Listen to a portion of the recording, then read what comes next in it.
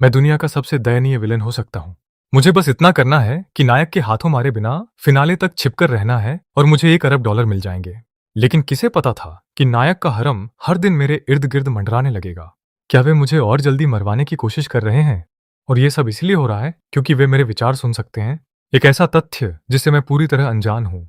आज वह दिन है जब नायक रेक्स हंटर को खड़े होकर हमारी सगाई की घोषणा के दौरान क्लो विंटर्स की रक्षा करनी है। मुझे बहुत अकड़ू बनकर अभिनय करना है। अपनी मुसीबत के लिए उससे अपनी एक टांग तुड़वानी है और फिर ठीक होने के लिए कुछ दिनों के लिए गायब हो जाना है, जबकि रेक्स क्लो का दिल जीत ले। मैंने अपने चेहरे पर पानी के छींटे मारे, आईने में अपना प्रतिबिंब देखा और अपने दांत पीस लिए। इस बार मैं अंत तक जीवित रहने वाला हूँ, सिस्टम का इनाम लेने वाला हूँ और अपनी माँ के इलाज के लिए पैसे चुकाने के लिए घर जाने वाला हूँ। खुद को शांत करने के बाद मैं वॉशरूम से बाहर निकला। जैसे ही मैं बाहर निकला, मैंने देखा कि क्लो विंटर्स दरवाजे के पास मेरा इंतजार कर रही थी। विंटर्स परिवार की सबसे बड़ी बेटी, वैनगार्ड ग्रुप की युवा सीईओ और वह देवी जिसे मैं 3 साल से अपना मान रहा था। इसमें कोई संदेह नहीं था कि वह मुख्य महिला पात्र थी और उसकी सबसे महत्वपूर्ण पहचान रेक्स हंटर की महिला थी। मैंने एक जबरदस्ती की मुस्कान दी। मैं तुम्हारे साथ सगाई नहीं करने वाला हूँ, तो तुम उस विचार को छोड़ सकती हो। मैंने खुद से सोचते हुए एक हंसी दी। मैडम, कृपया मुझे थोड़ा ब्रेक दें। तुम्हारे साथ सगाई? मैं कुछ और साल जीना चाहता हूँ। बहुत बहुत धन्यवाद। उसका शरीर बहुत अच्छा है और चेहरा बहुत सुंदर है, लेकिन यह शर्म की बात है कि वह इतनी दिमाग से खाली महिला पात्र है जो रेक्स हंटर द्वारा आसानी से धोखा खा जाती है। जब तक कि उसका IQ 0 तक नहीं गिर जाता, वह खुशी खुशी उसके हरम में शामिल होने को तैयार हो जाती है। एक बार जब रेक्स हंटर क्लो को पा लेता है तो उसे मूल रूप से विंटर्स परिवार भी मिल जाता है। ये बहुत दुख की बात है कि विंटर्स परिवार की पीढ़ियों की संपत्ति अंत में उस आदमी के हाथों में चली जाएगी। मैंने मुस्कुराते हुए कहा, मैं सहमत हूँ। तुम सहमत हो? क्लो दंग रह गई। कुछ तो सही नहीं था। उसने अपना मुंह नहीं हिलाया था तो उसने इतना सब कैसे कह दिया? उसने उसे भौतिक रूप से केवल मैं सहमत हूं शब्द कहते सुना था, तो वे बाकी सारे वाक्य क्या थे? इसके अलावा वह 3 साल तक उसके लिए पूरी तरह पागल रहा था। उन 3 वर्षों में उसने सब कुछ आजमाया, लेकिन वह बस उसे छोड़ नहीं रहा था। उसे एक बेशर्म कुत्ते की तरह पकड़े हुए था। जब उसकी प्रतिष्ठा खराब हो गई तो उसने अपने परिवार की शक्ति का उपयोग करके उनके माता पिता को शामिल किया। आज उस पर यह सगाई थोप दी। अब उसके साथ क्या हो रहा था? क्लो, मैंने सोच लिया है, हम वास्तव में एक अच्छे मैच नहीं हैं। चलो अब से सिर्फ नियमित दोस्त बने रहें। अब जल्दी करो और अपने रेक्स हंटर के हरम में शामिल होने जाओ। तुम और नौच नचाने अन्य महिलाएं उस आदमी पर मोहित हो सकती हैं और उसके जूते चाट सकती हैं। इस बार क्लो निश्चित थी कि वह उसके विचार सुन सकती है। क्या मैं किसी के जूते चाट रही हूँ और नॉनोसिनैम्ड अन्य महिलाओं के साथ एक आदमी की सेवा कर रही हूँ? वह खुद को क्या समझता था? वह कभी इतना नीचे कैसे गिर सकती थी? इस बेवकूफ के दिमाग में क्या चल रहा था? रुको एक मिनट, रेक्स हंटर, वह सुरक्षा गार्ड जिसे मैंने कुछ दिन पहले काम पर रखा था, मैं क्लो विंटर्स उसके लिए पागल हूं। तुम मजाक कर रहे होगे? Ethan Carter. जैसे जैसे क्लो अपने सामने खड़े आदमी को घूरती रही, उसका गुस्सा और बढ़ता गया और उसकी इच्छा हुई कि वह बस आगे बढ़कर उसका सिर काट ले। मैं हैरान रह गया, ये सोचते हुए इस मूर्ख महिला के साथ क्या गलत है? मैं पहले ही सगाई खत्म करने की बात कर रहा हूं, वह अभी भी इतनी गुस्से में क्यों है? लेकिन वह रेक्स हंटर की महिला है, इसलिए मैं निश्चित रूप से उसे नाराज नहीं कर सकता। सौभाग्य से ये महिला पात्र थोड़ी मंदबुद्धि होती है, इसलिए उसे आसानी से नियंत्रित किया जा सकता है। मैंने जल्दी से एक मुस्कान दी और कहा, चलो अपने बड़ों को चीजें समझाते हैं। चलो आप पहले। क्लो गुस्से में कमरे में घुस गई। उसका सीना गुस्से से फूल रहा था। तो ऐसा है, 3 साल, पूरे 3 साल तुमने मुझे हर दिन उपहार भेजे और लगातार मुझ पर ध्यान दिया। क्या वह सारा दिखावा और पागलपन एक पूरा झूठ था? अब तुम अपने दिमाग में मुझे एक मूर्ख महिला कह रहे हो कि मैं मंदबुद्धि हूं और ऐसे अभिनय कर रहे हो जैसे तुम मुझसे लाखों मील दूर जाने के लिए इंतजार नहीं कर सकते। तुम मुझे क्या समझते हो? मैं यह देखने जा रही हूं कि तुम किस तरह का खेल खेल रहे हो। उसके पीछे चलते हुए मैंने सोचा, बिल्कुल सही, बिल्कुल सही। 3 साल की मेहनत बेकार गई। जब तक मैं इस मूर्ख महिला के साथ सगाई तोड़ता हूं, एक विलेन के रूप में अपनी स्थिति के साथ, मैं जहां भी जाऊं मुझे खुश रखने के लिए 10 या 20 सुंदर लड़कियां मिल सकती हैं। वह हरम में रहने का आनंद लेती है। मैं क्या कर सकता हूं? क्या यह उसकी नियति है? मुझे इस मूर्ख महिला के साथ संबंध तोड़ने होंगे। कोई कसर नहीं छोड़नी है। क्लो अब इसे बर्दाश्त नहीं कर सकी। वह अचानक रुक गई और मुझे घूरने लगी। मैं तुरंत मुस्कुरा उठा। क्या आप चिंतित हैं कि मैं आपको धोखा दे रहा हूं? मैं, एथन कार्टर, अपनी जान की कसम खाता हूं, मैं कोई चाल नहीं चलूंगा। जब मैं कहता हूं कि हम सगाई तोड़ रहे हैं, तो हम इसे तोड़ रहे हैं और मैं वादा करता हूं कि मैं आपको फिर कभी परेशान नहीं करूंगा। वास्तव में आपको मुझे फिर से देखना भी मुश्किल होगा। अब से हमारा एक दूसरे से कोई लेना देना नहीं होगा। हम बस एक दूसरे के जीवन से गायब हो जाएंगे, मिट जाएंगे। क्या आप खुश नहीं हैं? क्लो गुस्से से फटने वाली थी। ये अब क्या है? मैं, क्लो विंटर्स, आपकी देवी हुआ करती थी और अब मेरे साथ कचरे जैसा व्यवहार किया जा रहा है। तुम मुझसे इतने नाराज हो, इतने नाराज कि तुम और 15 मिनट खड़े नहीं रह सकते? ये कमीना, वह मुझे बहुत गुस्सा दिला रहा है। ठीक उसी समय मुख्य दरवाजे खुले और विंटर्स और कार्टर दोनों परिवारों के सदस्यों ने हमें दरवाजे पर आमने सामने देखा। अरे प्रिय, क्या तुम दोनों फिर लड़ रहे हो? बिल्कुल, अंदर आओ और बात करो, बस दरवाजे पर मत खड़े रहो। मैं अंदर गया और क्लो के माता पिता से हाथ मिलाया। नमस्ते मिस्टर और मिसेस विंटर्स। फिर सभी को संबोधित करते हुए मिस्टर और मिसेस विंटर्स, पिताजी, माँ, क्लो और मैंने इस पर चर्चा की है और हमने तय किया है कि हम सगाई नहीं करेंगे। मैंने एक ईमानदार अभिव्यक्ति दी और जारी रखा। क्लो मजबूत, स्वतंत्र, स्मार्ट और निर्णायक है। वह किसी ऐसे व्यक्ति को खोजने की हकदार है जो उसके लिए एक बेहतर मैच हो, कोई ऐसा व्यक्ति जो वास्तव में उसे समझता हो। सबसे महत्वपूर्ण बात, वह व्यक्ति वही होना चाहिए जिसे वह वास्तव में अपने पूरे दिल से प्यार करती है। हमें उसका समर्थन करना चाहिए और उसके उज्जवल भविष्य की कामना करनी चाहिए। मैंने दुख का नाटक किया और अपनी छाती पीटी। भले ही मैं उसे पसंद करता हूँ, उससे प्यार करता हूँ और उसे खुद से ज्यादा संजोता हूँ। सच्चा प्यार जाने देने और दूसरे व्यक्ति के लिए सबसे अच्छा चाहने के बारे में है। मैं अपने खुद के अभिनय से लगभग भावुक हो गया था। सब लोग जम गए। एडवर्ड कार्टर को एक सेकंड के लिए भी विश्वास नहीं हुआ कि उसका बेटा इतना समझदार हो सकता है। छोटा शैतान निश्चित रूप से कुछ योजना बना रहा था। मैं अपने अभिनय से काफी खुश था। बेचारा विंटर्स परिवार, पीढ़ियों की संपत्ति, सब उस रेक्स हंटर के पास जा रही है। ये अमीर परिवार वास्तव में कुछ और ही हैं। वे अपनी बेटी के हरम में शामिल होने के साथ ठीक हैं और वे अपनी अरबों डॉलर की संपत्ति भी सौंप देंगे। वे सब पूरी तरह पागल हैं। क्लो को नहीं पता था कि वह अचानक उसके विचार क्यों सुन सकती थी, लेकिन ऐसा लग रहा था कि वह कुछ अविश्वसनीय जानता था। अगर चीजें वैसी ही होती जैसी उसने भविष्यवाणी की थी तो कहानी बिल्कुल हास्यास्पद होगी। उसके द्वारा कुछ दिन पहले ही काम पर रखे गए एक अंगरक्षक के लिए उसके हरम में शामिल होना, वह एथन कार्टर को ऐसे ही नहीं छोड़ सकती थी। वह निश्चित रूप से कुछ योजना बना रहा था। मैं अभी भी एक प्रदर्शन कर रहा था, जुनून के साथ समझा रहा था कि मैं अपने महान चरित्र और अखंडता के कारण सगाई से इनकार कर रहा था, क्योंकि मैं वास्तव में क्लो और विंटर्स परिवार के लिए सबसे अच्छा चाहता था। क्लो मेरे ठीक बगल में खड़ी थी, ठंडे गुस्से के साथ मेरा प्रदर्शन देख रही थी। ऐसा महसूस कर रही थी जैसे वह फटने वाली है। सब लोग हैरान थे। एडवर्ड कार्टर ने क्लो की ओर देखा। क्लो, प्रिय, तुम्हारे क्या विचार हैं? क्लो ने हल्की सी मुस्कान दी। मिस्टर और मिसेस कार्टर, पिताजी, माँ, मैं एथन के साथ सगाई के लिए सहमत हूँ। मैं क्लो की ओर देखने के लिए अपना सिर घुमाया जैसे मैंने कोई भूत देख लिया हो। उसकी अभिव्यक्ति ठंडी थी और उसके होठों पर एक उत्तेजक उपहास का संकेत भी था। पूरा कमरा शांत हो गया। क्या हो रहा है? दुनिया में क्या हो रहा है? 3 साल तक मैं क्लो से एक जोंक की तरह चिपका रहा। उसके पास आने वाले किसी भी आदमी को दूर भगाने के लिए हर तरकीब का इस्तेमाल किया, सब कुछ खुद के लिए पाने के लिए। और उन 3 वर्षों के दौरान क्लो हमारी सगाई के नाम पर ही भड़क जाती थी। ऐसा अभिनय करती थी जैसे वह मर जाना पसंद करेगी। और अब हमारी भूमिकाएं उलट गई हैं। मैं उससे शादी नहीं करना चाहता और अचानक वह सहमत हो जाती है। मैं अपना दिमाग खोने वाला हूँ। मैंने क्लो को सदमे में देखा, ये सोचते हुए, मैडम आप क्या कर रही हैं? ये सगाई के लिए सहमत होने के बारे में क्या है? आपको रेक्स हंटर के हरम में होना चाहिए। आपको उसके जूते चाटने चाहिए। यदि आप ऐसा करती हैं तो रेक्स हंटर मुझे मार डालेगा। वह आदमी आपके करीब आने की साजिश रच रहा है, महत्वपूर्ण क्षण में एक बड़ी चाल चलने के लिए मूर्ख खेल रहा है। आपको और आपके परिवार को उसे पसंद करने के लिए प्रभावित कर रहा है। फिर आपको खुद को उसे सौंपना है और आपके परिवार की संपत्ति उसकी हो जाती है। बस स्क्रिप्ट पर टिके रहो। क्लो ने मुझे ठंडी मुस्कान के साथ देखा। तुम सगाई तोड़ना चाहते हो? क्या तुमने मेरी अनुमति मांगी? तुमने 3 साल तक मुझे घृणित किया है और अब तुम्हें लगता है कि तुम बस दूर जा सकते हो और तुम इतने सुनिश्चित हो कि मैं आज किसी अंगरक्षक के हरम में शामिल होने वाली हूँ। मैं तुम्हें तड़पाने वाली हूँ। मैं देखना चाहूंगी कि यह रेक्स हंटर मुझे अपने हरम में खींचने की योजना कैसे बनाता है। दोनों परिवारों के माता पिता उत्साहपूर्वक बातचीत करने लगे। शादी की योजनाओं, उनके भविष्य के जीवन और पोते पोतियों की देखभाल कौन करेगा, इस पर चर्चा करने लगे। मैंने क्लो को एक तरफ खींचा। क्लो, क्या आज आप दिमाग से ठीक हैं? मुझे लगता है कि तुम वह हो जो सामान्य रूप से व्यवहार नहीं कर रहा है। मैंने खुद को शांत करने की कोशिश की। ठीक है, चलो बहस मत करो, लेकिन ये सगाई, हम वास्तव में इसके साथ नहीं जा सकते। क्लो को जीत का एहसास हुआ। 3 साल तक वह इस बदमाश के खिलाफ शक्तिहीन थी। वह बेशर्म, अपमानजनक, एक पूर्ण जोंक था जो किसी भी गंदी चाल का सहारा लेगा। वह वास्तव में उससे मरते दम तक तंग आ चुकी थी। अब उसे पसीने से तर और चिंता के साथ गोल गोल घूमते देखकर उसे संतुष्टि का एक ऊंचा एहसास हुआ। सही बात है, मैं तुम्हें अपनी छोटी उंगली पर नचाने वाली हूँ। तुम कमीने, सिर्फ तुम। क्या आप यह हमारे माता पिता के दबाव के कारण कर रहे हो? इसके बारे में सोचो। क्या मैं परेशान करने वाला हूँ? परेशान करने वाला? क्या मैं घृणित हूँ? घृणित? क्या मैं घिनौना हूँ? बेहद घिनौना। तो फिर तुम अभी भी मेरे साथ सगाई करना चाहती हो? हाँ। मैंने उसे सदमे में देखा। अचानक ऐसा महसूस हुआ कि मैं इस महिला को बिल्कुल नहीं जानता। अब तक दोनों परिवारों ने अपनी चर्चा पूरी कर ली थी और उत्साहपूर्वक हमें छोटे बगीचे में ले गए।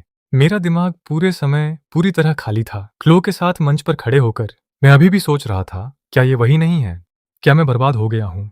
कुछ ही मिनटों में रेक्स हंटर बाहर निकलेगा, मेरी टांग तोड़ देगा और क्लो को छीन ले जाएगा। क्या यह एक ऐसी नियति है जिससे मैं बच नहीं सकता?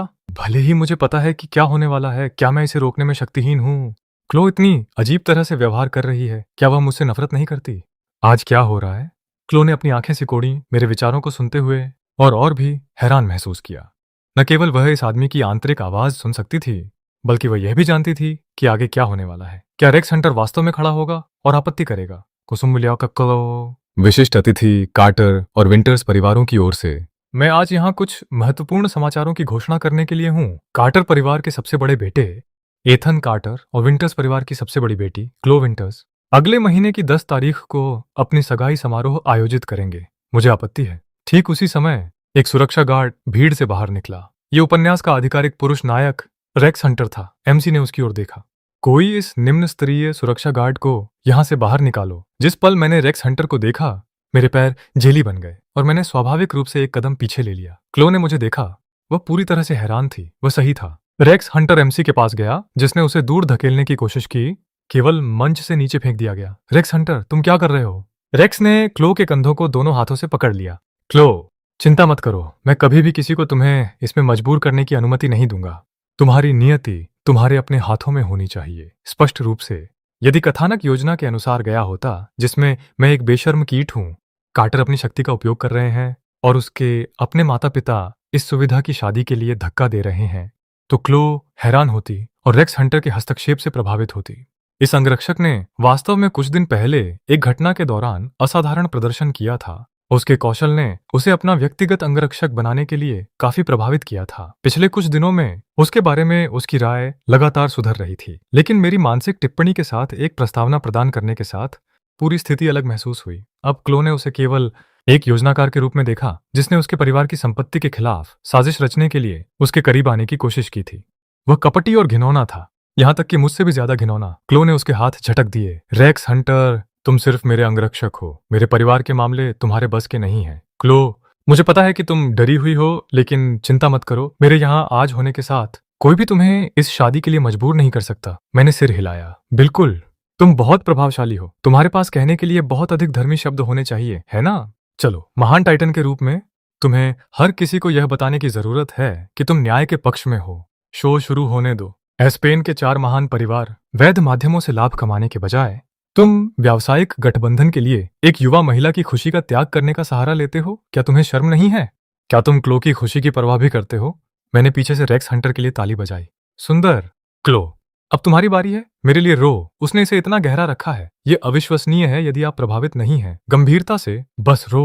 क्लो ने मुझे देखा। उसकी ठंडी निगाहें अपमान और गुस्से की आग के साथ जल रही थीं। उसकी उग्र अभिव्यक्ति को देखकर मैंने अजीब तरह से अपने हाथ नीचे कर लिए और कहीं और देखने का नाटक किया। रेक्स हंटर ने जारी रखा, मिस्टर और मिसेस विंटर्स, क्लो आपकी अपनी बेटी है। क्या आप वास्तव में उसे आग के गड्ढे में धकेलने का साहस कर सकते हैं? आसपेन में हर कोई जानता है कि मैं किस तरह का व्यक्ति हूँ, है ना? अपनी बेटी की शादी ऐसे कमीने से करना, क्या आपको थोड़ा भी दिल का दर्द या पछतावा महसूस नहीं होता? क्लो गुस्से में चिल्लाई। क्या मेरे मामलों को प्रबंधित करना एक अंगरक्षक का काम है? तुम्हें अभी निकाल दिया गया है, कृपया चले जाओ। रेक्स हंटर भी दंग रह गया। कुछ अजीब लग रहा था। ये वैसा नहीं था जैसा चीजें होनी चाहिए थीं। भीड़ से बड़बड़ाहट उठी। इतना अपमानजनक, एक निजी पारिवारिक उत्सव को इस तरह खराब करना। वह तो बस ऐसे रवैये के साथ एक अजीब आदमी जैसा दिखता है। उसे लगता है कि उसका विंटर्स की बेटी के साथ मौका है। उसे आईने में ठीक से देखना चाहिए। आदमी, वह तो बहुत ही घिनौना लगता है। मैं बहुत घबरा रहा था। आप सब इतना जोर से क्यों चिल्ला रहे हो? एक बार जब आप उसे काफी उकसा लेंगे तो वह लड़ना शुरू कर देगा। हर कोई बस शांत हो जाओ। ठीक उसी समय कार्टर परिवार का एक हट्टा कट्टा आदमी आगे बढ़ा और रेक्स हंटर को कॉलर से पकड़ लिया। अरे बच्चे, आज हमारे युवा मास्टर के लिए एक बड़ा दिन है। क्या तुम मुसीबत ढूंढ रहे हो? उसे देखो, सैंडबैग के आकार का मुक्का, कभी देखा है? रेक्स हंटर ने उपहास किया। बस एक नश्वर। मैं अपनी उंगली के झटके से तुम्हारी जान ले सकता हूँ। रेक्स ने अपनी आंखें बंद कर लीं और अपना सिर ऊपर कर लिया। नाम बनाने के लिए पहली लड़ाई शुरू होने वाली है। सम्मान, गरिमा और सुंदर महिलाएं, इस क्षण से वे सब मेरी होंगी। रेक्स हंटर ने एक गहरी सांस ली। उसकी आंखें खुल गईं क्योंकि प्रभुत्व का एक आभा उसे घेर लिया। चूंकि तुम लड़ना चाहते हो, मैं तुम्हें दिखाऊंगा कि जब एक टाइटन वापस आता है तो क्या होता है। आज मैं करूंगा। अरे, एक धमक के साथ उसके सामने वाला बड़ा आदमी गायब हो गया। नीचे देखते हुए मैंने देखा कि मैंने उस बड़े आदमी को टैकल किया था और उसे जमीन पर पटक दिया था। उसने उठने और रेक्स हंटर से लड़ने की कोशिश की, लेकिन मैंने उसे कसकर पकड़ रखा था। हम दोनों एक ढेर में लुढ़क रहे थे। मेरे दोस्त, शांत हो जाओ, शांत हो जाओ। मैंने जल्दी से उसे शांत करने की कोशिश की। मुझे उसे शांत करना था। उसे आज नायक के लिए पहली बलि का बकरा बनना था। नायक उसे एक ही चाल में बाहर निकाल देगा और फिर मेरी टांगों की बारी होगी। मैं आंसुओं के कगार पर था। मेरे दोस्त, यह इसके लायक नहीं है, यह इसके लायक नहीं है, मेरे लिए ये करो। वह आदमी एक सेकंड के लिए जम गया। मिस्टर कार्टर, आप मुझे अपना दोस्त कह रहे हो? मैं उसके साथ थोड़ी देर कुश्ती कर रहा था और थक चुका था। हाँफते हुए मैंने कहा, हाँ, जीवन भर के लिए मेरा दोस्त। वह आदमी इतना भावुक था कि उसका चेहरा आंसुओं से भर गया। मिस्टर कार्टर के स्तर का कोई व्यक्ति मुझे दोस्त कह रहा है। आज मैं आपके लिए इस कमीने से छुटकारा पाऊंगा। मिस्टर कार्टर, रेक्स हंटर उत्साह से चिल्लाया। ठीक है, चलो, एक चाल चलो। मैंने उस आदमी को नीचे रखा और अपने दांत पीस लिए। यदि तुम मेरे दोस्त हो तो मत हिलना। उम्मीद के मुताबिक वह आदमी तुरंत संघर्ष करना बंद कर दिया। क्लो रेक्स हंटर पर चिल्लाई, क्या तुमने पर्याप्त मुसीबत नहीं पैदा की है? बाहर निकलो, मैंने तुमसे बाहर निकलने को कहा था। रेक्स हंटर पूरी तरह से चौंक गया। क्या कार्टर परिवार ने तुम्हें धमकाया है क्लो? चिंता मत करो, कार्टर मेरी नजर में चींटियों से ज्यादा कुछ नहीं है। क्लो को घबराहट महसूस हुई। ये लाइन बहुत ही सतही थी। रेक्स हंटर, तुम्हें निकाल दिया गया है। तुम अब 3 महीने का वेतन ले सकते हो। तुरंत चले जाओ। मैं तुम्हारे साथ एक और शब्द बर्बाद नहीं करना चाहती। मैं अब समझ गया हूं, क्लो को कार्टर परिवार द्वारा धमकाया जा रहा है। वह नहीं जानती कि मैं एक वापस लौटा हुआ टाइटन हूं और वह डरती है कि मैं उनकी शक्ति से घायल हो जाऊंगा। इसलिए वह मुझसे ब्रेक लेने का नाटक कर रही है। मेरी रक्षा के लिए खुद का त्याग कर रही है। मैं बहुत भावुक हूं। मेरी महिला में वास्तव में साहस है। ये सिर्फ वह नहीं था, अब यहां तक कि मैं भी सोच रहा था कि मेरा मानसिक ब्रेकडाउन हो रहा है। मैडम, आपको उसकी रक्षा करने की जरूरत नहीं है। मैं अच्छा रहूंगा। मैं वादा करता हूं कि मैं आपके लिए कोई मुसीबत पैदा नहीं करूंगा। मैं आपसे भीख मांग रहा हूं। बस उसके साथ चली जाइए। यह सबसे अच्छा होगा कि मैं कहानी के बाकी हिस्से में ना रहूं। मैं वास्तव में आप लोगों के साथ शामिल होने का जोखिम नहीं उठा सकता। क्लो ने मुझे जमीन पर लेटे हुए एक रोते हुए सुरक्षा गार्ड को अपने नीचे दबाए हुए देखा और अचानक उसे वह हास्यास्पद लगा। इतने वर्षों में उसने कभी उसमें कोई अच्छे गुण नहीं देखे थे, लेकिन आज उसकी बेचैन और बिखरी हुई स्थिति किसी कारण से काफी हास्यास्पद रूप से प्यारी थी। काफी समय में पहली बार क्लो वास्तव में मुस्कुराई। ईथन, तुम अब उठ सकते हो। रेक्स ने अपना सिर घुमाया और मुझे एक जानलेवा घूर कर देखा। कबाड, तुम मजाक कर रहे होगे। वह मुझसे भी इस बात के लिए नफरत करता है। मैंने कुछ नहीं किया। तभी सुरक्षा गार्डों का एक बड़ा समूह दूर से दौड़ता हुआ आया। लड्ढको, कोई हमारे युवा मालिक की महिला को चुराने की कोशिश कर रहा है, उसे पकड़ दो। उनमें से एक भिड्ड ने डंडे लेकर हमला कर दिया। मैं दंग रह गया। वह एक टाइटन है। तुम लोग बस उसके लिए एक्सपीरियंस पॉइंट्स, अनुभव अंक हो। मेरे लिए परेशानी पैदा करना बंद करो। उसके तुम लोगों को निपटाने के बाद मेरी टांग की बारी है। हे भगवान, क्या यह स्तर पार करना वास्तव में इतना कठिन है? टाइटन रेक्स हंटर वास्तव में लाद छन्ना चाहता था। यह उसकी अपनी शक्ति दिखाने का मौका था। लेकिन वह ईथन कार्टर, वह वापस पलटवार क्यों नहीं कर रहा था? वह अकेले ही अपने आदमियों के एक दर्जन को पीछे खींच और धक्का दे रहा था। पसीना बहा रहा था। क्या यह वास्तव में आवश्यक था? बस उन्हें आने दो कृपया। मैं इन एक्सपीरियंस पॉइंट्स के लिए बेताब हूं। अगर मुझे यह लेड डाई नहीं मिली तो मेरा दिन बर्बाद हो जाएगा। मैंने भी मन बना लिया था, मैं तुम्हें किसी भी हाल में एक्सपीरियंस पॉइंट्स कमाने नहीं दूंगा। आज तो बिल्कुल नहीं। भविष्य में तुम आकाश बन सकते हो, तुम भगवान बन सकते हो। तुम जो भी कहो वह सही है। मैं बहस नहीं करूंगा। अगर तुम क्लो को ले जा सको तो ले जाओ, अगर नहीं तो वह तुम्हारी समस्या है। बस मुझे इससे दूर रखो। रेक्स अपना आपा खोने वाला था। मिस्टर कार्टर, क्या आपको मुझसे कोई समस्या है? अंततः सभी को शांत करने के बाद मैंने गार्डों को रोकने के लिए अपनी बाहें फैला दी। नहीं नहीं, मैं बहुत अच्छा हूँ, मैं बहुत खुश हूँ। मुझे लगता है कि आप और क्लो एक आदर्श जोड़ी हैं। जब आप शादी करें तो मुझे निमंत्रण भेजें। मैं आपको एक बद्धा उपहार दूंगा। रेक्स हंटर उस ऊर्जा से भरा हुआ था जिसे वह निकाल नहीं पा रहा था और बेचैनी से चक्कर लगा रहा था। तुम उन्हें बस आने क्यों नहीं देते? आखिरकार वे तुम्हारे लिए खड़ेडिढे होने की कोशिश कर रहे हैं। नहीं नहीं नहीं, चिंता मत करो। जब तक मैं आज यहाँ हूँ उनमें से एक भी मुझे पार नहीं कर पाएगा। मैंने अपने बॉडीगार्ड्स की ओर मुद्द कर चिल्लाया, जो कोई भी कदम उठाएगा मैं उसे खुद मार दूंगा। क्लो अब समझ गई थी। ऐसा लग रहा था कि वह वास्तव में भविष्य की घटनाओं की भविष्यवाणी कर सकता है और स्थिति की पूरी गतिशीलता बदल गई थी। अब ऐसा लग रहा था कि मैं शांति बनाए रखने के लिए बेताब कोशिश कर रहा था, जबकि रेक्स हंटर परेशानी खड्डी करने के लिए दृढ़ था। क्लो ने रेक्स हंटर के मुखौटे को देख लिया था। रेक्स हंटर, बहुत हो गया, बाहर निकलो, अभी बाहर निकलो या मैं पुलिस को बुला रही हूँ। रेक्स हंटर का चेहरा राख जैसा हो गया था। मैं, एक शानदार लौटता हुआ टाइटन, इतना अपमानित कभी नहीं हुआ, दुनिया के सुदूरतम हिस्सों में भी नहीं। ठीक है, मैं चला जाऊंगा, लेकिन क्लो, कृपया मेरा विश्वास करो। भविष्य में चाहे कभी भी, चाहे कहीं भी, चाहे तुम किसी भी खतरे का सामना करो, मैं तुम्हारे लिए खड़ा रहूंगा, भले ही इसका मतलब पूरी दुनिया को अपना दुश्मन बनाना ही क्यों ना हो। क्लो ने अपनी मतली को दबाया और बाहर निकलने का इशारा किया। रेक्स हंटर अवाक रह गया। उसका चेहरा काला पड्डीएच गया क्योंकि वह मुद्दा और मुझे एक दुष्ट घूर कर देखा। मैं रोना चाहता था, लेकिन मेरी आंखों में आंसू नहीं थे। मैंने सावधानी से सोचा, ये वास्तव में मेरी गलती नहीं है। मैं भी इसे नहीं समझ पा रहा हूं। तुम काफी निराश हो गए, है ना? रेक्स ने सूंघा और काले चेहरे के साथ चला गया। मैं टॉयलेट में लगभग उल्टी करने ही वाला था। कई बार ट्रांसमिग्रेशन के बाद मैंने खलनायक के जीवित रहने के 3 लौह नियमों का सारांश दिया है। पहला, कभी भी नायक को दिखाने की या उससे बहस करने की कोशिश न करें। यह खुद को मारने का सबसे तेज तरीका है। नायक कौन है? क्या आपको लगता है कि वह आपको अपनी अकदीएच दिखाने के लिए बर्दाश्त करेगा? वह आपको तब भी खत्म करना चाहता है जब आप दिखावा नहीं कर रहे होते। यदि आप ऐसा करते हैं तो वह आपको मिटा देगा। दूसरा, नायक की महिलाओं को मत छुओ। उनसे जितना हो सके उतना दूर रहो। वे दिमाग से पैदल महिलाएं जहर हैं। जब नायक आपको मार रहा होगा तो वे बस ताली बजाएंगी, उसकी वीरता की प्रशंसा करेंगी और उसकी बाहों में खुद को फेंक देंगी। तीसरा, बिल्कुल भी कुछ बुरा ना करें। यदि नायक आपको कुछ बुरा करते हुए पकड़ दियच लेता है तो रेक्स हंटर ने अभी मुझे जो वो नजर दी थी, उससे साफ था कि वह मेरा गला घोंटना चाहता था। अपने छोटे से विस्फोट के बाद मैं फिर से डरपोक बन गया। कृपया उन्हें एक साथ लाने का कोई तरीका निकालें। यदि ऐसा चलता रहा तो आप दोनों मेरी मौत का कारण बनोगे। एडवर्ड कार्टर के अध्ययन में एडवर्ड का चेहरा सख्त था। बैठो। मैं सख्ती से बैठ गया। क्या चल रहा है? तुम अब क्या साजिश रच रहे हो? कुछ नहीं, मैंने पूरी तरह से भ्रमित होकर कहा। तुम्हें लगता है कि तुम मुझे मूर्ख बना सकते हो? क्या तुम्हें लगता है कि मैं नहीं जानता कि तुम किस मिट्टी के बने हो? एडवर्ड ने अधिकार के साथ कहा। मैं तुम्हें बता दूं, तुम्हें अपना व्यवहार सुधारना चाहिए और क्लो के साथ अच्छा व्यवहार करना चाहिए, वरना मैं तुम्हें आसानी से नहीं छोड़ दूंगा। वह मुझसे शादी नहीं करने वाली है। एस्पेन में हर कोई जानता है कि वह मुझे कितना नापसंद करती है। तो उसने आज अचानक 180 डिग्री बदलाव क्यों किया और शादी के लिए सहमत हो गई? मुझे वास्तव में नहीं पता। मैं उतना ही भ्रमित हूं। और तुमने अचानक अपने उच्च घोड़े पर सवार होकर यह निर्णय क्यों लिया कि तुम शादी नहीं चाहते? मानवता के प्रति मेरे महान प्रेम के कारण। एडवर्ड ने अपनी आंखें सिकोड़ दे दाच ली। तुम दिन ब दिन और अधिक बेशर्म होते जा रहे हो। मैं इतना निराश था कि बोलने की भी परवाह नहीं कर पा रहा था। अपने साथ एक उपहार ले जाना। तुम थोड़ी देर में अपने गॉडफादर से मिलने जाओगे। मैं रुक गया। मेरा गॉडफादर।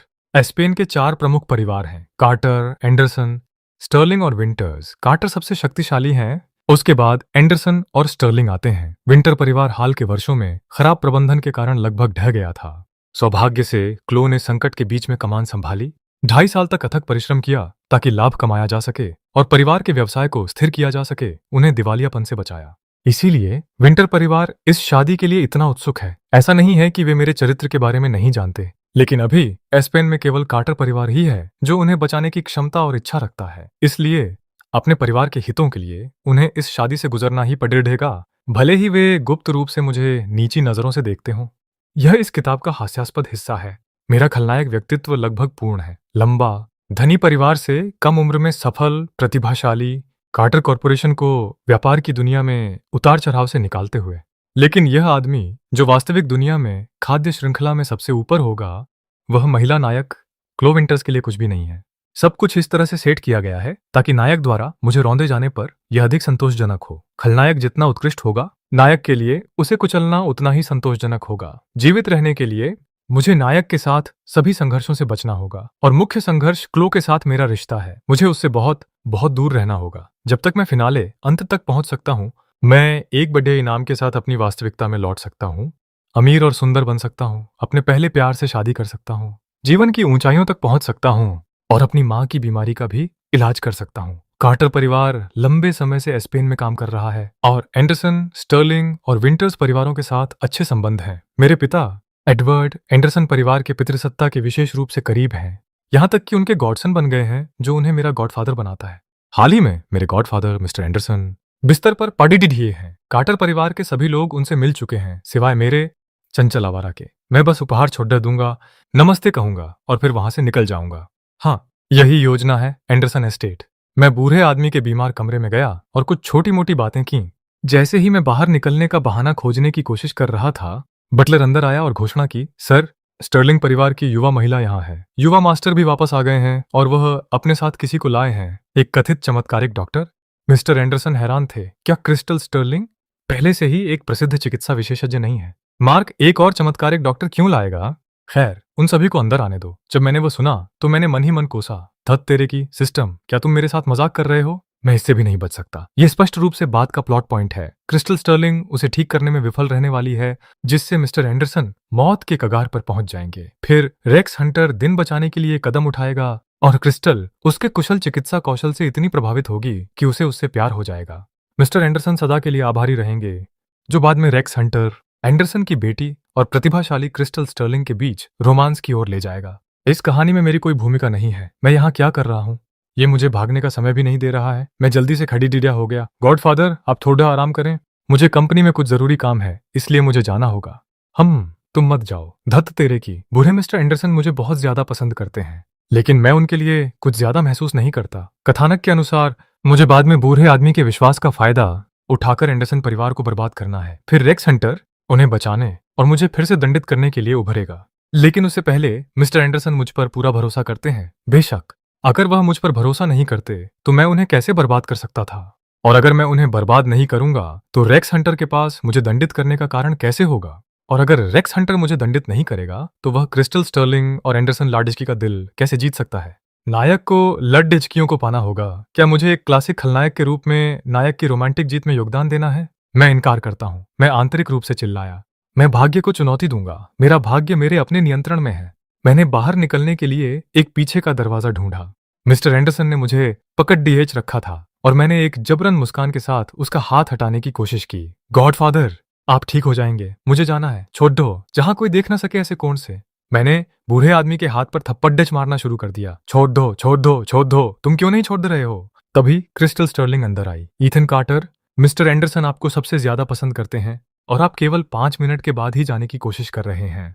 ये कितना हृदयहीन है। मैंने क्रिस्टल को देखा और फिर मैंने देखा कि मार्क एंडरसन रेक्स हंटर के साथ अंदर आ रहा है। जैसे ही रेक्स ने मुझे देखा, उसने अपनी आंखें सिकोड़ दाच लीं। उसकी नफरत स्पष्ट थी। जैसा कि कहावत है, एक अच्छा खलनायक वह है जिसे लोग पहली नजर में ही अपनी नसों तक नफरत करते हैं।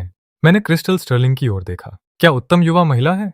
वह छोटी थी, लेकिन अच्छी तरह से अनुपात में थी। नाजुक और प्यारी विशेषताओं के साथ जो उत्कृष्ट रूप से परिष्कृत थीं। मुख्य बात यह थी कि उसके छोटे कद के बावजूद वह आश्चर्यजनक रूप से अच्छी तरह से विकसित थी। उसने एक स्कूली छात्रा की वर्दी पहनी थी जो उसे युवा और आकर्षक बना रही थी, खासकर उसकी पतली टांगों पर सफेद सूती जांघूंची मोजे थाई हाई सॉक्स के साथ। यह आकर्षण का एक अनूठा प्रकार था। क्रिस्टल ने मिस्टर एंडरसन का सौम्यता से अभिवादन किया और उनका परीक्षण करना शुरू किया। यह लड्डच की लंबी नहीं हुई। उसका सारा विकास उसकी छाती में चला गया। वह निश्चित रूप से दिल तोड़ने वाली बनने वाली है। निश्चित रूप से देखने के लिए कुछ है। क्रिस्टल ने अपना सिर घुमाया। तुमने क्या कहा? मैंने कुछ नहीं कहा। तुमने कहा तुम परवर्ट। मार्क एंडरसन ने जल्दी से बीच में दखल दिया। क्रिस्टल, तुम क्या कर रही हो? मिस्टर कार्टर ने एक शब्द भी नहीं कहा। क्रिस्टल रुक गई। सोच रही थी कि क्या वह चीजें सुन रही थी। उसने मुझे एक घूर कर देखा और मिस्टर एंडरसन का परीक्षण करने के लिए वापस मुद्दे गई। वह झुक रही है। क्या आकर्षक छोटा कर्व है, एक किलर बॉडी, और वह जानती है कि वर्दी कैसे पहननी है। क्या यह अद्भुत नहीं है? रेक्स हंटर एक भाग्यशाली हरामी है। क्रिस्टल फिर से मुड़ी, मुझे गुस्से में घूरते हुए। मैं जम गया। क्रिस्टल ने धीरे से दूसरों की ओर देखा। हर कोई ऐसा क्यों लग रहा था जैसे उन्होंने उसकी बकवास नहीं सुनी, और आवाज ऐसी नहीं लग रही थी जैसे वह जोर से बोली गई हो। क्या यह उसके आंतरिक विचार हो सकते हैं? जैसे ही मैं क्रिस्टल के बारे में सोच रहा था, मैंने अपनी गर्दन के पीछे एक ठंडक महसूस की। मैंने रेक्स हंटर को मुझे घूरते हुए देखा। क्रिस्टल को लगा कि कुछ अजीब था, लेकिन अगर वह इसे समझाने की कोशिश करती तो कोई उस पर विश्वास नहीं करता। अपना परीक्षण पूरा करने के बाद क्रिस्टल मुस्कुराई और कहा, मिस्टर एंडरसन, ये बस कुछ ब्लॉक हुई रक्त वाहिकाएं हैं। मैं उन्हें कुछ एक्यूपंक्चर सुइयों से साफ कर दूंगी। बस आराम करें। रेक्स हंटर ने अपनी बात रखी। छोटी महोदया, मुझे डर है कि यह इतना आसान नहीं है। क्रिस्टल खड़ी हो गई और रेक्स हंटर की ओर देखा। और तुम कौन हो? मार्क एंडरसन ने तुरंत उसे पेश किया। मैं तुम्हें मिलवाना भूल गया। ये मेरा अच्छा दोस्त रेक्स हंटर है। वह एक प्रतिभाशाली डॉक्टर है। मैं उसे विशेष रूप से अपने दादा का इलाज करने के लिए यहाँ लाया हूँ। मैं संयुक्त राज्य अमेरिका के सभी प्रसिद्ध डॉक्टरों को जानती हूँ और मैंने कभी रेक्स हंटर नाम के किसी युवा चमत्कारिक डॉक्टर के बारे में नहीं सुना है। दादा का स्वास्थ्य सर्वोपरि है। मार्क, तुम्हें किसी पर भी भरोसा नहीं करना चाहिए। हा, रेक्स हंटर ने कहा। छोटी महोदया, जैसा कि वे कहते हैं, सच्चे मास्टर दिखावा नहीं करते हैं। तुम्हें लोगों को कम नहीं आंकना चाहिए। जैसे ही क्रिस्टल बोलने वाली थी, उसने मेरा आंतरिक एकलाप सुना। ये सही है, यही लय है, बस इसे जारी रखो। तुम आधे मरे हुए मिस्टर एंडरसन को लोगी और उन्हें पूरी तरह से मृत बना दोगी, और फिर महान नायक रेक्स हंटर दिन बचाने के लिए कदम उठाएगा। तुम्हारा अभी का छोटा टकराव बस कुछ फ्लर्टिंग की प्रस्तावना थी। इसके बाद तुम स्वेच्छा से उसके हरम में शामिल हो जाओगी और क्लो विंटर्स के साथ बेस्टी बन जाओगी। क्रिस्टल ने मुझे देखने के लिए मुद्दा उसका चेहरा गुस्से से पीला पड़ीडीएच गया। क्या बकवास? मेरे चिकित्सा कौशल विफल हो जाएंगे। मैं मिस्टर एंडरसन को और खराब कर दूंगी और मुझे इस अहंकारी बकवास करने वाले के हरम में क्लो विंटर्स के साथ शामिल होना है। क्लो विंटर्स अपने उस अटक-टक चेहरे के साथ खुद को क्या समझती है जो सबको नीची नजरों से देखती है।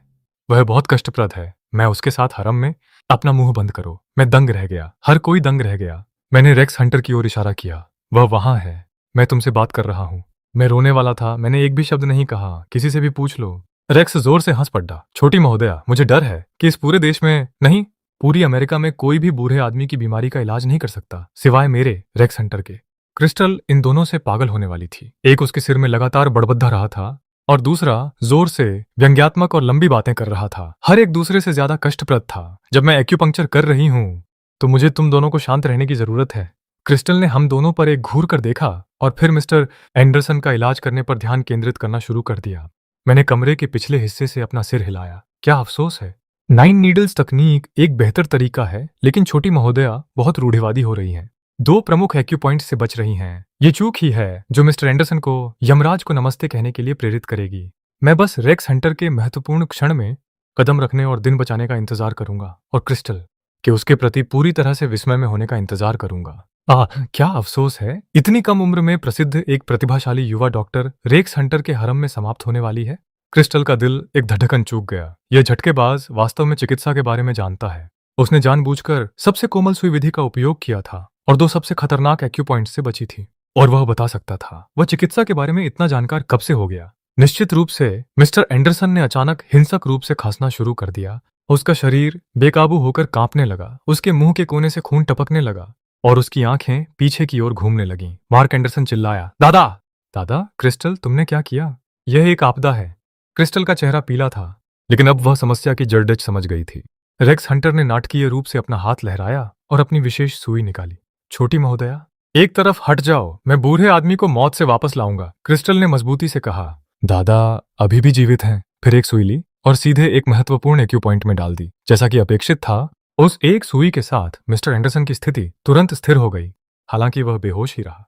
रेक्स हंटर हैरान था। उस अंतिम सुई के साथ युवा महिला की तकनीक पहले से पूरी तरह अलग थी। वह अचानक साहसी हो गई थी और उसका लक्ष्य अविश्वसनीय रूप से सटीक था। जैसे ही वह दूसरी सुई डालने वाली थी, रेक्स हंटर का हाथ उसकी आस्तीन में छिपा हुआ कुछ फेंकने के लिए तैयार था। मैं पूरे समय उस आदमी को देख रहा था। जिस क्षण मैंने उसकी आंखों में वह नजर देखी और देखा कि उसका हाथ बल जुटाने के लिए पीछे खींचा, मेरा दिल डूब गया। कबाड़, वो कोई गंदी चाल चलने वाला है। मैंने 2 बार नहीं सोचा। मैं सीधे ऊपर गया और रेक्स हंटर का हाथ पकड़ डेच लिया। रेक्स, मेरे दोस्त। रेक्स चौंक गया, हैरान हो गया। ये क्या है? कुछ नहीं, मुझे बस लगता है कि तुम बहुत सुंदर हो। धन्यवाद, आपका स्वागत है। क्रिस्टल ने मेरा आंतरिक एकालाप सुना था और हैरान थी, लेकिन उसके इलाज के इस महत्वपूर्ण क्षण में वह अपना ध्यान नहीं खो सकती थी। पीछे मुड़कर थोड़ा देखने पर उसने रेक्स हंटर के हाथ का आकार देखा जब वह हस्तक्षेप करने की तैयारी कर रहा था। फिर मैंने कदम बढ़ाया, उसकी दृष्टि को अवरुद्ध कर दिया और ऐसा करते हुए रेक्स के हाथ को अवरुद्ध कर दिया। क्रिस्टल द्वारा 2 सुइयां डालने के बाद मिस्टर एंडरसन का रंग धीरे धीरे स्वस्थ गुलाबी हो गया और आधे मिनट के भीतर उसने अपनी आंखें खोल लीं। क्रिस्टल, तुम्हें यहां पाकर बहुत अच्छा लगा। मेरी प्यारी, इस बार मत जाओ, यहीं एस्पेन में रहो। दादा बस ठीक होने पर ध्यान दें। मिस्टर एंडरसन थोड़ा संभलने के बाद उन्होंने पूछा, ईथन कहाँ है? मेरा प्यारा पोता कहाँ है? मैं जल्दी से आगे झुका। गॉडफादर, ईथन, मेरे बच्चे, मेरे हाथ में इतना दर्द क्यों है? मैंने नीचे देखा और पाया कि मेरे थप्पड़ और मार से मैंने बूढ़े आदमी का हाथ लाल कर दिया था। यह कुछ नहीं है, बस आपके रक्त संचार को सुधार रहा हूं। रेक्स हंटर गुस्से में था। उसका दिखावा अभी आधा ही हुआ था और वह हमेशा बीच में ही कट जाता था। लानत हो तुम पर, ईथन कार्टर, तुम हर जगह क्यों हो? मैं मुड़ा और देखा कि रेक्स मुझे घूर रहा था और मार्क एंडरसन भी मुझे घूर रहा था। दादाजी उस कार्टर बच्चे का बहुत पक्ष लेते हैं। मैं मार्क एंडरसन तुम्हारा असली पोता हूं। मैंने सोचा, हे भगवान, मुझे यहां से निकलना होगा। यहां केवल एक व्यक्ति है जो मुझे पसंद करता है। वो एक अधमरा बूढ़ा आदमी है। बाकी सब मुझे मारना चाहते हैं। रेक्स हंटर मुझे मारना चाहता है क्योंकि मैं उसके रोमांटिक प्रयासों में बाधा बन रहा हूं। मार्क एंडरसन मुझे मारना चाहता है क्योंकि उसके दादाजी मुझ पर बहुत प्यार लुटाते हैं। क्रिस्टल स्टर्लिंग हमें बचपन से ही नीची नजर से देखती आई है और आज वह ऐसे व्यवहार कर रही है जैसे उसने कुछ खा रखा हो। ऐसा लग रहा है जैसे वह मेरा गला घोंटना चाहती है। मुझे यहां से जल्दी निकलना होगा। ये सुनकर क्रिस्टल मन ही मन मुस्कुराई, लेकिन फिर उसे याद आया कि कैसे वह अभी उसकी मदद करने के लिए भागा था और उसके दिल में एक अजीब सी गर्माहट फैल गई। यह आदमी वह इतना भी निर्दयी नहीं था। तभी ग्रेग मेरे पास आया और घबराहट में मेरे कान में फुसफुसाया, मिस्टर कार्टर, कुछ बहुत बड़ी गड़बड़ हुई है, आपको तुरंत दवा कारखाने जाना होगा। मैं हैरान रह गया। प्लांट में मुसीबत? मैं पहले ही वहां से निकलने के लिए बेताब था, इसलिए मैंने जल्दी से विदा ली और एंडरसन एस्टेट से भाग निकला। एंडरसन एस्टेट के बाहर रास्ते पर चलते हुए मैंने घबराहट में पूछा, क्या हुआ है? ग्रेग का चेहरा पीला पड़ गया था और वह घबराहट में इधर उधर देख रहा था। कार में बात करते हैं। मैं समझ गया कि यह गंभीर मामला है। उसी पल क्रिस्टल को भी यह खबर मिली। वह गुस्से में थी और हमारे पीछे दौड़ पड़ी और उसने मुझे और ग्रेग को पकड़ लिया। ग्रेग ने तुरंत अपना मुंह बंद कर लिया और घबराहट में क्रिस्टल को देखने लगा। मैं अभी भी हैरान था और मुझे स्थिति का कुछ पता नहीं था। अरे हेलो क्रिस्टल, इतनी जल्दी क्यों? क्या कुछ गलत है? क्रिस्टल ने सख्त चेहरे के साथ मेरे हाव भाव को घूरा, ये सोचते हुए यह आदमी कितना अच्छा अभिनेता है। उसने कच्चे माल के लिए आए पैसों का गबन किया जिससे पूरी दवा की खेप फार्मूले से मेल नहीं खा रही थी, और अब वह ऐसे नाटक कर रहा है जैसे उसे कुछ पता ही ना हो। क्रिस्टल मुस्कुराई, एक ऐसी मुस्कान जो छिपे हुए चाकू की तरह तेज थी। ईथन, क्या हाल ही में प्लांट में कुछ बड़ा हुआ है? मैंने ग्रेग को पागलों की तरह मुझे आंख मारते देखा और जल्दी से कहा, कुछ भी बड़ा नहीं हुआ, चिंता मत करो। अगर कुछ सामने आता है तो मैं उसे संभाल लूंगा। ये लड़की यहाँ क्या कर रही है? रेक्स हंटर कहाँ है? क्या उन्हें अब तक कॉफी पीते हुए दवा के बारे में चर्चा नहीं करनी चाहिए थी? फीमेल लीड मेरा पीछा क्यों कर रही है? रेक्स हंटर के हरम की एक सदस्य मुझ पर इतनी केंद्रित क्यों है? प्लांट का मामला महत्वपूर्ण होना चाहिए, मुझे इसे हल करना होगा। क्रिस्टल हैरान रह गई। ऐसा लग रहा था कि यह आदमी वास्तव में प्लांट की स्थिति की बारीकियों को नहीं जानता था। क्या ऐसा हो सकता है कि उसने पैसे नहीं लिए थे? क्रिस्टल ने एक पल के लिए सोचा, फिर मुस्कुराई। ईथन, हमें मिले हुए 1 साल से ज्यादा हो गया है ना? क्या हुआ है? हाँ, समय उड़ जाता है ना? जैसे जैसे इतिहास का पहिया हमारे बीते हुए बचपन पर चलता है। क्रिस्टल को उल्टी आने वाली थी। यह आदमी और भी घिनौना होता जा रहा था। उसने एक बनावटी मुस्कान के साथ अपनी बाहें खोली। तो एक गले मिलने के बारे में क्या ख्याल है? मेरा सिर घूम रहा था। मेरे पास बहुत सारी समस्याएं थीं और मुझे समझ नहीं आ रहा था कि पहले किसे हल करूं। मैंने एक ही दिन में रेक्स हंटर की योजनाओं को 2 बार बर्बाद कर दिया था। इसीलिए मैं शायद उसकी काली सूची, ब्लैकलिस्ट में था। वह कमबख्त क्लोए अजीब तरह से मुझसे सगाई करने पर जोर दे रही थी और मुझे उस गंदगी को जल्दी से सुलझाना था ताकि उस जानवर रेक्स हंटर के साथ उलझने से बच सकूं। और अब क्रिस्टल, ये फीमेल लीड भी स्क्रिप्ट से बाहर जा रही थी, अजीब और चिपचिपी हरकतें कर रही थी। लेकिन अभी सबसे जरूरी चीज दवा कारखाना था। हम दवा की बात कर रहे हैं। अगर कुछ गलत हो गया तो ये बहुत बड़ी बात होगी। और अब ये छोटी डायन गले मिलना चाहती है। ये क्या बकवास है? गले मिलना? वो क्या कर रही है? तभी मैंने मार्क एंडरसन और रेक्स हंटर को बाहर आते देखा। रेक्स की नजरें तुरंत मेरी नजरों से मिली। मेरे होठों पर एक अजीब सी मुस्कान आ गई। क्या मैं फिर से फंस नहीं गया था? रेक्स की आंखें सिकुड़ गईं। यह फिर से वही आदमी है जो मेरी योजनाओं को बर्बाद कर रहा है। मैंने जल्दी से संयम का नाटक किया। यह गले मिलने वाली बात क्या थी? मैंने जल्दी से जोर से कहा, हे रेक्स, मेरे दोस्त, तुम बिल्कुल सही समय पर आए हो। देखो, क्रिस्टल अभी थोड़ी गुस्से में थी, लेकिन वह वास्तव में तुम्हारे मेडिकल कौशल की बहुत प्रशंसा करती है। तुम दोनों को एक कॉफी शॉप ढूंढनी चाहिए और अच्छी बात करनी चाहिए। तुम दोनों दवा के प्रति जुनूनी हो, इसलिए निश्चित रूप से तुम्हारे पास बात करने के लिए बहुत कुछ होगा। मुझे कुछ काम है, इसीलिए बाद में मिलते हैं। बाय। मैंने जल्दी से भागने के लिए मुड़कर देखा। मैं तुम्हारी मदद करने के लिए बस इतना ही कर सकता हूँ। मैं तुम्हारे सुखद जीवन की कामना करता हूँ, बस मुझे इससे दूर रखो।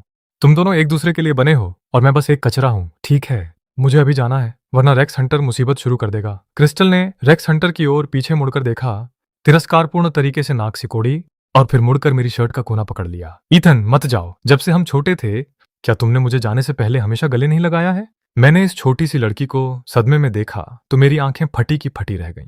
क्रिस्टल एक सुंदर चेहरे और काली मणियों जैसी बड़ी चमकती आंखों के साथ एक छोटी परी जैसी दिख रही थी, लेकिन उनमें मैंने जीत का संकेत, चालाकी का स्पर्श, क्रूरता की एक झलक और यहां तक कि द्वेष की एक छोटी सी लकीर भी देखी। वह यह जानबूझकर कर रही थी। बेशक क्रिस्टल ये सब जानबूझकर कर रही थी। मैंने उसे बुरी तरह नाराज कर दिया था। उसने मेरे अधिकांश विचारों को सुन लिया था और उसे समझ आ गया था कि मुझे यकीन था कि वह रेक्स हंटर पर मर मिटेगी। और उसे ऐसा क्यों करना चाहिए? क्रिस्टल अब गुस्से से उबल रही थी। तो तुम रेक्स हंटर से डरते हो, है ना? जिससे भी तुम डरते हो, मैं बिल्कुल वही करूंगी, बस तुम्हारी जिंदगी को दुखी करने के लिए। मेरी आंखें दुश्मनी और सदमे से भर गईं क्योंकि मैंने धीरे से क्रिस्टल का हाथ हटा दिया। ये कमबख्त लड़की मुझे फंसाने की कोशिश कर रही है। ऐसा लगता है जैसे वह जानती है कि मैं रेक्स हंटर से कितना डरता हूं, इसलिए वह ये सब जानबूझकर कर रही है, बिल्कुल जानबूझकर। क्रिस्टल को हंसी रोकने के लिए अपने होंठ काटने पड़े। उसने अपने चेहरे पर वह दयनीय मासूम सा लुक बनाए रखा, लेकिन उसकी आंखें शरारत से नाच रही थीं, जैसे कह रही हों, यह सही है, मैं ये जानबूझकर कर रही हूं। मैंने कभी नहीं सोचा था कि मैं वह दिन देखूंगी जब महान ईथन कार्टर वास्तव में किसी से डरता होगा। कितना मनोरंजक है। और आज मैं तुम्हें डराने वाली हूं